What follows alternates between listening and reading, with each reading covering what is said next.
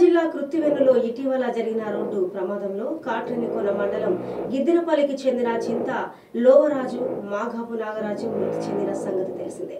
వీరి కుటుంబాలను ముమ్మడివరం ఎమ్మెల్యే దాట్ల సుబ్బరాజు మంగళవారం పరామర్శించి ప్రభుత్వం తరపున నష్టపరిహారం చెక్కులను అందజేశారు. ఇక ఒక్కో కుటుంబానికి 5 లక్షల చొప్పున చెక్కులను అందజేసిన ఆయన అనంతరం మాట్లాడుతూ బాధితులను ఆదుకోవడంలో టీడీపీ ప్రభుత్వం అన్ని విధాలా ముందుంటుందని అన్నారు.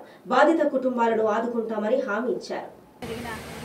అనే ఏరియాలో మంగళంలో జరిగిన యాక్సిడెంట్లో ఈ గ్రామానికి చెందిన వారితో పాటు మిగిలిన ఇతర చోట్ల వారు కూడా మరణించారు. మొత్తం 5 మరణించడం జరిగింది.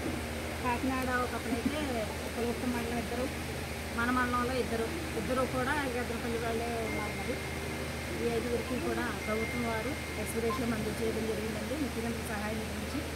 దాంట్లో భాగంగా చింతా లోవరాజు అనే ఆయన మరణించారు యాక్సిడెంట్లో.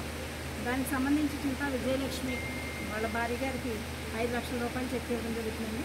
మాగాపు నాగరాజు అనే ఆయన మరణించారు.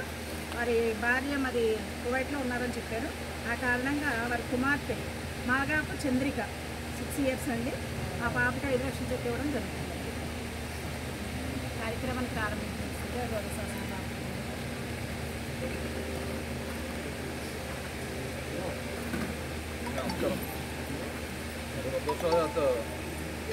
మా ప్రాంతం నుంచి మరి